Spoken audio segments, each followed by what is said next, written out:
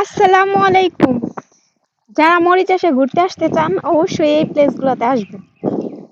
এত সুন্দর প্লেস আর এত সুন্দর দৃশ্য যদি আপনারা না আসেন কখনোই বুঝতে পারবেন না।